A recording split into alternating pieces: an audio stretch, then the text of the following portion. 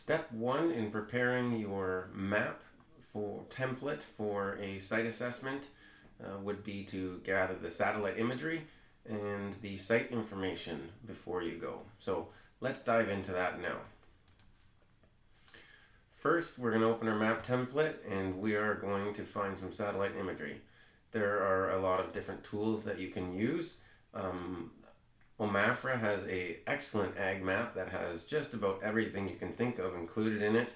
And although sometimes their satellite imagery isn't as up to date as, say, Google Maps, it's still an excellent source, and I would recommend including that as much as possible from the ag maps, due to the fact that that's what Omafra is going to be looking at and referring to when they review.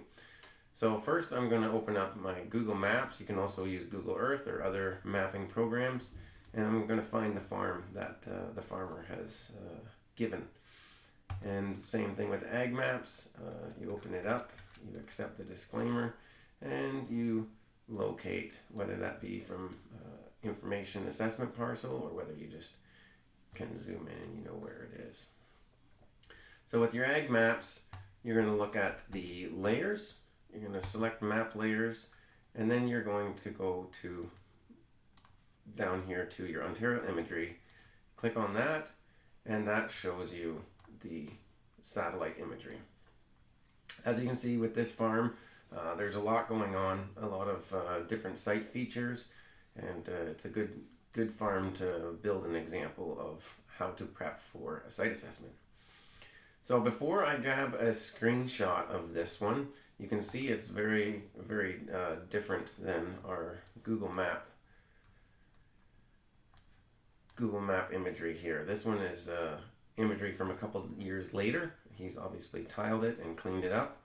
And so although it might be tempting to grab this imagery, which you very well could, I would still prefer seeing that the actual tillable and usable area, it's still able to be defined in the other map. I would grab a screenshot from here, and I'll tell you why. Google Maps does not have the filters or the layers that ag maps have, and I really like the assessment parcel included in my map. And the reason being is oftentimes farmers are severing the buildings off of their fields, and somebody else might actually own the farm or the buildings. And depending on where the assessment parcel is, it might be a nice rectangle here, and it might actually include part of the farmer's field that he is currently cropping, but that he doesn't own. And if you were to spread it with biosolids, you'd need the landowner's permission. So having the assessment parcels included in your map helps you at a glance determine whether or not the area is actually all included in what the farmer owns and is running, or whether or not there needs to be questions asked about who owns that parcel. So one thing that you'll want to do, you want to use the zoom feature, and sometimes you want to limit the tool labels just to try to get as much of the buildings and surrounding area around the field, because the neighboring buildings, neighboring sensitive features can affect the field depending on the slopes, surface water, residential areas, and dwellings and wells. So you don't want to just zoom really close into the field. You want to have a good amount of the surrounding dwellings and area around it. So once we got the assessment parcels selected, we're ready to grab our screenshot. So I go over here and I'm going to grab and include as much as I can from the area. Once I got that, I'm going to open my map template, and I'm simply going to paste it. Once it's pasted, I send it to the back, and I grab the corner, and I can proportion it so that it fits in my map template and includes as much of the surrounding area as I can get.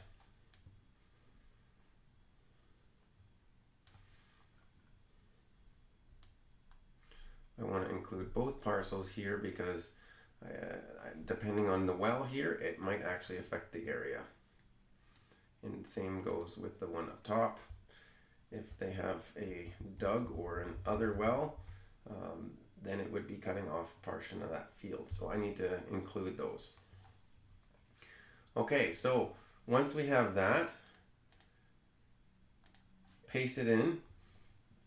Now we're going to go up here.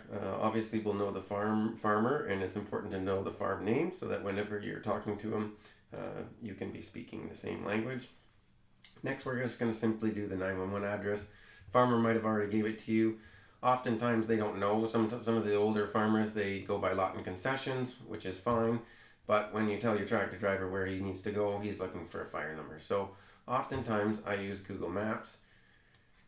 And if they have field view, I just drop him right into next to the farm that I'm looking for. Oftentimes I can zoom in and I can see the green number right off of the field. So this one here, 505083. So we'll go back here, 505083, Somewhereville, Ontario. All right.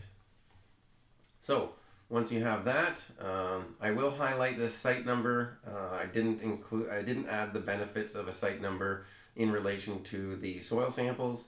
When you soil sample a farm and you send that off to the lab, it's excellent to have an ID number that can link the soil samples right back to the farm and field number. So if every farm gets its own site number, it's an easy little ID that can link any further information that you have to send off to the lab or any other documentation. You can refer to this ID number very quickly and easily without having to spell out all this other information.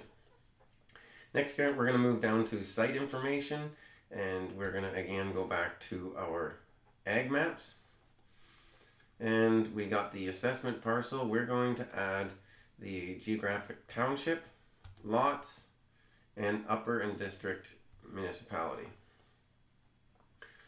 So sometimes you have to zoom in a little bit, but this is Lot 1, Concession 4, Township of Melanchthon, County of Dufferin. So we're going to go back to our map.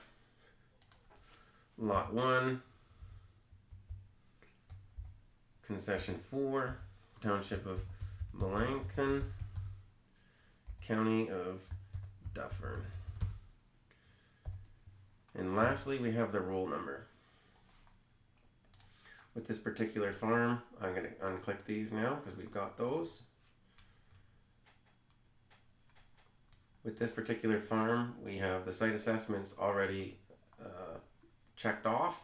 And so we're going to look over here at our identification icon. And this simply allows you to get the information that the map layers currently have checked off. I'm going to click on the assessment parcel, and it gives me the roll number right there. But that's only for half the farm. So normally if it was a single farm with a single roll number, I would just put it in there to start, and that would be it. Seeing as this one has two, I will paste it, make it a little bit smaller, and I'm going to include it off to the side so that we know which roll number is intended to be on which side of the farm. And that'll be important later whenever you enter that into your NASM plan. It'll ask you which roll numbers are applicable to each field. Next, we're going to go back and we're going to get the information from our second parcel, and we're going to copy and paste it, which is very handy because these numbers are long and easy to mistransfer. So I'm going to put this here as well. So it's nice and tidy there. And I'm going to post it on the map so that we can ensure that it is identifiable as to which parcel is which roll number.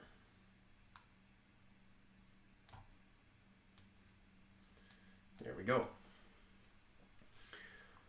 That completes the farmer's name, title, address, site number, and site information for the first step of completing your site assessment map.